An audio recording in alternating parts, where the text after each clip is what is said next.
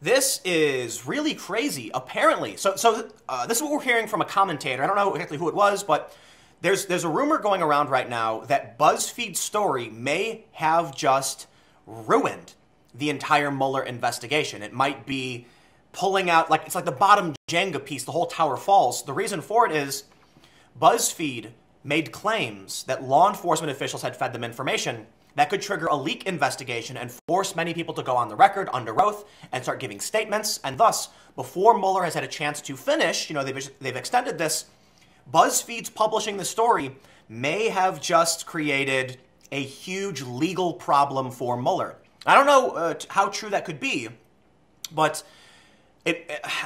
listen, if there are people within Mueller's team who are giving out information to journalists, then they have a leak problem, and that can be really bad. If there is criminal activity and agents or law enforcement are leaking information that could compromise the actual investigation when it comes to what is legally allowed in court, let's say, even beyond that, if a jury becomes tainted, if they try to have a jury, the point is you can't have leaks. Leaks are really, really bad. And thus, they're arguing Mueller is denying everything, refused to comment, because if he doesn't, and he verifies or validates any of these views or statements, it proves there is a leak within his office, and that could compromise the investigation. But let's read this, because the Washington Post has a really interesting story on how this all happened inside the Mueller team's decision to dispute BuzzFeed's explosive story on Trump and Cohen. For those that aren't familiar, BuzzFeed is standing by their story, which has been refuted, where they claim Trump told Michael Cohen to lie to Congress about the Moscow Trump Tower meeting.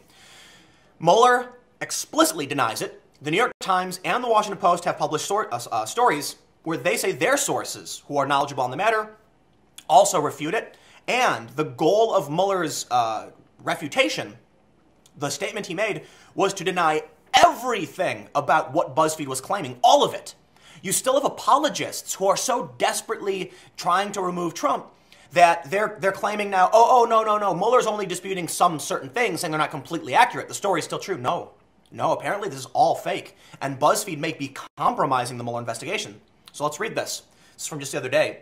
When a BuzzFeed reporter first sought comment on the news outlet's explosive report that President Trump had directed his lawyer to lie to Congress, the spokesman for special counsel Robert S. Mueller treated the request as he would almost any other story. The reporter informed Mueller's spokesman, Peter Carr, that he and a colleague had a story coming stating that Michael Cohen was directed by President Trump himself to lie to Congress about his negotiations related to the Trump Moscow project, according to copies of their emails provided by a BuzzFeed spokesman. Importantly, the reporter made no reference to the special counsel's office specifically or evidence that Mueller's investigators had uncovered. We'll decline to comment, Carr responded, a familiar refrain for those in the media who cover Mueller's work. Now, this is typical, right? They don't want to compromise the investigation by giving out too much information. And more importantly, it would appear that the statement provided by BuzzFeed didn't say to Mueller's office, our source comes from your evidence. And apparently, if that were the case, they would have been like, no, stop. The innocuous exchange belied the chaos it would produce. When BuzzFeed published the story hours later, it far exceeded Carr's initial impression. People familiar with the matter said. In that the reporting alleged that Cohen, Trump's former lawyer and self-described fixer, told the special counsel that after the election, the president personally instructed him to lie, and that Mueller's office learned of the directive through interviews with multiple witnesses from the Trump organization and internal company emails, text messages, and a cache of other documents. In the view of the special counsel's office, that was wrong. Two people familiar with the matter said. Speaking on the condition of anonymity to discuss internal deliberations, and with Democrats raising the specter of investigation and impeachment, Mueller's team started discussing a step they had never before taken, publicly disputing reporting on evidence in their ongoing investigation. Now look, Washington Post and the New York Times have anonymous sources familiar with the matter. Many people have said, why am I going to trust their sources over BuzzFeed's? It's actually quite simple. Mueller has refuted BuzzFeed's claims. There is no better source on this issue than Mueller himself. If Mueller comes out and says that story's fake, I'm also not going to believe Mueller, simply because he's got an interest in pushing a narrative too, right? So he wants his side of the story to be pushed, so he'll dispute it. It doesn't mean it's wrong. However, BuzzFeed saw no evidence. Mueller disputed their claims, and the New York Times and the Washington Post have produced sources on their end also refuting BuzzFeed's story. So what we can do then is weigh the evidence. Which side is true? I don't know, but I'll say this. The evidence weighs in favor of Mueller's statement, the New York Times and Washington Post. There's more evidence to suggest BuzzFeed is wrong than they're right. So thus, if you had to make a bet, and I told you this information, where would you put your chips? On Mueller's statement or BuzzFeed? The New York Times and Washington Post? Like, I'm going to say it, man. The Washington Post has produced fake news, right? BuzzFeed also just produced fake news. The New York Times and the Washington Post still, however, are a bit more credible than BuzzFeed. They're more established, and thus they do earn a little bit more credibility. And it is unfortunate, right? I've faced the brunt of people not trusting me because they didn't know who I was. I broke the news about some individuals who were charged in Chicago in a protest. As soon as the judge made his announcement, I ran out of the courtroom, I tweeted it, and I wasn't verified at the time. People were saying, is this true? Can anyone verify this? And I'm a journalist on the ground in the courtroom, and it is what it is, right? So people who knew me and trusted me said, this is credible, believe this guy, he's a journalist. What we're looking at right now is BuzzFeed versus the New York Times and the Washington Post and Mueller. I'm sorry, Mueller's on this one, right? I'm not going to give it to BuzzFeed. Within 24 hours of the story publication, the special counsel's office issued a statement doing just that. Trump, who has called the media the enemy of the people on Saturday, pointed to the special counsel's assertion as evidence of what he sees as journalists' bias against him. I think that the BuzzFeed piece was a disgrace to our country. It was a disgrace to journalism.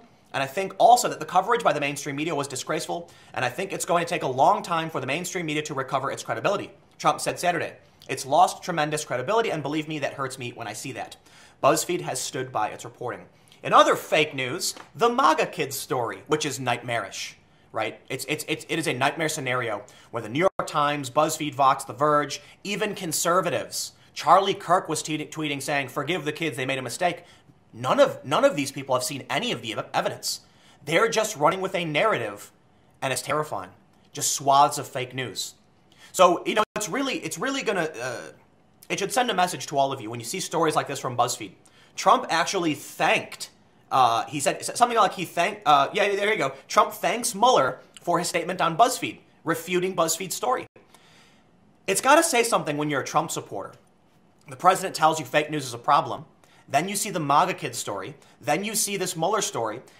We've had, 6 stories without evidence being refuted, corrected, people getting fired. It keeps happening. So people familiar with the matter said that Carr told others in the government that he would have more vigorously discouraged the reporters from proceeding with the story had he known it would allege Cohen had told the special counsel Trump directed him to lie, or that the special counsel was said to have learned this through interviews with the Trump Organization witnesses, as well as internal company emails and text messages. Basically, BuzzFeed told them, we're running a story that says this, and they're like, yeah, sure, whatever, because maybe the source is a little old lady and her 3 cats. They didn't realize they were the alleged source, their office. Carr declined to comment for the story beyond the special counsel's office statement issued Friday. After Carr declined to comment to BuzzFeed, but before the story was published, he sent reporter Jason Leopold a partial transcript of Cohen's plea hearing, in which Cohen admitted lying to Congress about the timing of discussions related to a possible Trump Tower project in Moscow, according to the emails BuzzFeed spokesman provided. Cohen had claimed falsely that the company's effort to build the tower ended in January 2016, but in fact discussions continued through June of that year as Trump was clinching the Republican nomination for president. He said, I made these misstatements to be consistent with Individual One's political messaging and out of loyalty to Individual One. Cohen said at his plea hearing late last year using the term Individual One to refer to Trump. That means Carr sent documents showing that Cohen stated in his plea hearing that he did it out of loyalty. And you got to think about why would Trump instruct his own lawyer to lie for him? Why do you hire a lawyer? You hire a lawyer to act on your behalf and protect your interests legally. So if anything, Cohen would advise Trump, not the other way around. They knew this. Leopold and BuzzFeed knew that Carr sent a partial transcript showing that Cohen did not claim that he was instructed to lie. If that's the evidence that the special counsel's office had, the official statements from Cohen, why would BuzzFeed counter that narrative? It's insane. BuzzFeed knew what they were producing was running counter to the special counsel's office, and they published anyway. Look, BuzzFeed's got egg on their face. They're being run through the mud. They stand by their reporting. But something weird is going on. When the special counsel themselves says to BuzzFeed, here's the actual evidence, and BuzzFeed says, you know what, we're going to disregard that. Why didn't BuzzFeed include those statements? Why? If Peter Carr, if Carr, I think his name's Peter Carr, right? If the spokesperson for the special counsel sent evidence to BuzzFeed, why wasn't this included in BuzzFeed's initial report? This is really, really, really weird. It's really weird. So let's just see how they wrap up. Cohen has not addressed BuzzFeed's reporting, and BuzzFeed has made it clear he was not a source for his story. Lanny J. Davis, a legal communications advisor to Cohen, said before the special counsel's statement was issued, out of respect for Mr. Mueller's and this Office of Special Counsel's investigation, Mr. Cohen declined to respond to the questions asked by the reporters, and so do I. He declined to address it after the special counsel's office released by statement. Cohen declined to comment Saturday. So let's wrap this up. What are the key points? BuzzFeed may have compromised the Mueller investigation by presenting the possibility of a leak. However, the spokesman for the special counsel's office provided evidence that contradicted BuzzFeed's story, and BuzzFeed ran the story anyway. BuzzFeed stands by their reporting even after the special counsel's office has refuted their claims, and after we are now finding out BuzzFeed was sent evidence proving their story was bad. They didn't include that evidence in their story. Why? Your guess is as good as mine. Stick around. The next video is going to be on my main channel at 4 p.m., and this is the MAGA kid story, and it's a crazy story, and it's truly terrifying. I'll see you then. YouTube.com/TimCast, by the way.